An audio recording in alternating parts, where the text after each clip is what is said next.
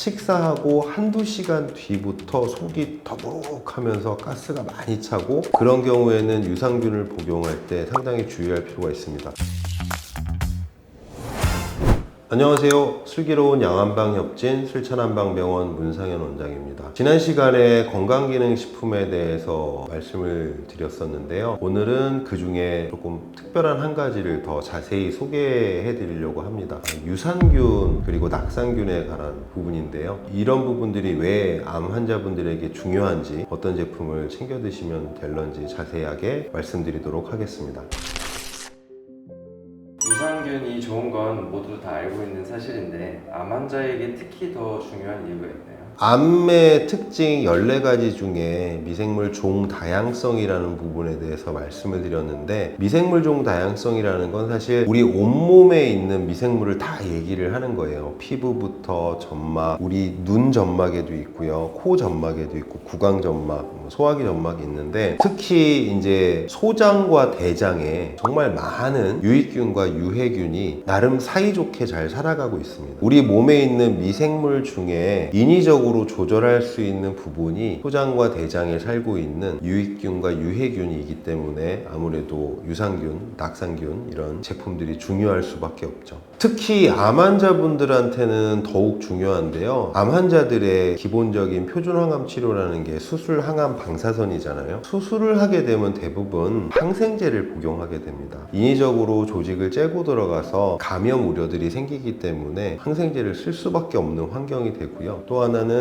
항생제를 쓰게 되면 그 중요한 소장과 대장의 유익균과 유해균의 균형 상태가 깨지게 돼 있어요. 유해균들도 많이 죽겠지만 유익균들도 많이 죽게 되거든요. 그래서 항생제 사용 후에는 장내 미생물 환경을 다시 원복시켜 줘야 되고요. 또 수술 외에도 항암이나 방사선을 할 때 소화기 장애 증상들이 많이 생기고, 변비가 심해진다든지 설사를 한다든지 속이 쓰린다든지 토한다든지 이런 여러 가지 소화기 장애들이 생기기 때문에 장내 환경이 안 좋아지게 됩니다. 근데 우리 몸에서 장내 환경은 면역과 밀접한 또 관련이 있기 때문에 암 환자분들에게는 유산균, 낙상균 이런 제품들이 무척 중요하게 되는 거죠.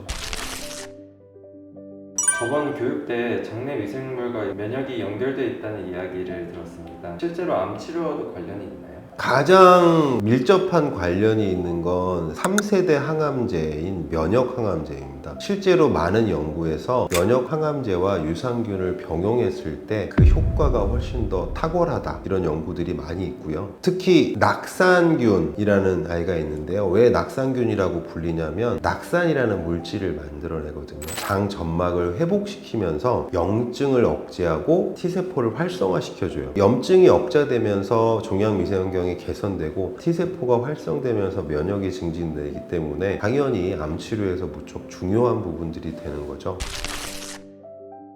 시중 제품 중에서는 암 환자에게 적합한 유산균은 어떻게 골라야 될까요? 유산균 제품을 선택할 때는요, 무조건 균주가 많이 들어있는 제품을 선택하시는 것이 좋습니다. 제품 상자나 통에 보면은 어떤 균주들이 들어있는지 다 일일이 써 있거든요. 그래서 뭐 적게는 한 5-6개부터 많게는 10몇 개까지. 다만 우리나라는 19개 균주에 대해서만 건강기능식품으로 인정하고 있기 때문에 그 외의 균주들이 들어가면은 건강기능식품으로 인정이 안 되는 약간 불합리한 부분도 있을 수 있는데, 종류가 19개 중에서 제일 많이 들어있는 제품을 드시면 좋을 것 같고요. 물론 균의 숫자도 중요합니다. 1억, 10억, 100억 마리 이렇게 들어있는 것들 중요하죠. 요새 제품들은 많이 좋아져서 위산에 의해서 방해받지 않고 장까지 도달하는 경우가 많은데, 그렇지 않은 제품들도 있으니까 그 부분 고려하셔야 될 거고, 그 다음에 프리바이오틱스가 같이 들어있다면 먹이가 같이 제공되기 때문에 유산균이 증식하기 좋은 조건이 되니까 포함된 제품이면 더욱 좋겠죠. 이 부분은 조금 추가로 해줘야 될 부분들이 있는데, 분변 검사를 통해서 확인을 해서 내 장 속에 어떤 균주들이, 유익균은 어떤 균이 있고 유해균은 어떤 균이 있는지를 파악하면 거기에 맞춰서 부족한 부분을 보충해 줄 수 있기 때문에 장내 미생물 검사를 해보고 맞춤 제품을 드시는 것도 좋은 방법이라고 생각합니다. 유산균은 안전하다고 생각했는데 복용할 때 주의해야 할 점도 있나요? 가장 문제가 되는 거는 면역력이 너무 떨어져 있을 때, 그러니까 장내 균형 상태가 완전히 불균형한 상태에서 대량의 유산균이 들어갔을 때 도리어 불균형을 유발하거나 면역 반응들을 유발하는 경우들이 있을 수 있어요. 그래서 그런 부분들 주의하셔야 되고요. 두 번째는 요건 좀 특이한 경우인데 소장내 그 미생물 증식증을 갖고 있는 분들이 있거든요. 그런 분들을 특징을 보면은 식사하고 한두 시간 뒤부터 속이 더부룩하면서 가스가 많이 차고 불편함을 느끼는 분들이 있어요. 그런 분들이 대부분 소장내 미생물이 과다 증식된 경우라서 그런 경우에는 유산균을 복용할 때 상당히 주의할 필요가 있습니다. 균주가 그 상황을 더 악화시키는 상황을 만들 수가 있거든요. 그런 부분들 주의하셔야 되고요. 그 다음에 항생제라든지 뭐 수술 직후라든지 점막 손상이 있다든지 이런 직후에는 또 워낙 불균형이 심한 상태이기 때문에 대량의 유산균이 들어갔을 때 불량 반응을 만들어낼 수 있으니까 조금 안정된 다음에 드시는 것이 좋고요. 특히 만성적인 소화불량이라든지 복부팽만이 있는 분들 같은 경우에는 장내 미생물 검사를 꼭 해보시고 드시는 걸 추천드리고 증상이 너무 심할 때는 유산균 섭취를 제한하시는 것이 좋습니다. 복용 전에 꼭 확인해야 할 항목이 있나요? 유제품에 불량 반응이 있는 분들은 락토 프리 제품을 꼭 선택하시는 것이 좋을 것 같고요. 균주가 많은 제품들을 골라서 드시면서 1개월에서 3개월 단위로 균주가 다른 제품군을 골라서 드시는 것도 좋은 방법이고, 대부분 한 1, 2주 이내에 약 반응이 나오거든요.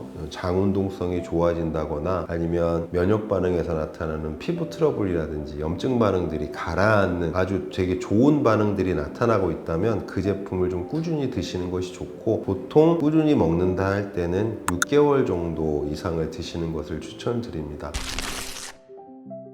장내 환경이 좋아지면 자연스럽게 음식물의 소화 흡수율도 좋아지거든요. 그러면 체력적으로도 도움이 될 거고요. 면역력도 당연히 강화될 수밖에 없는 부분들이 있고요.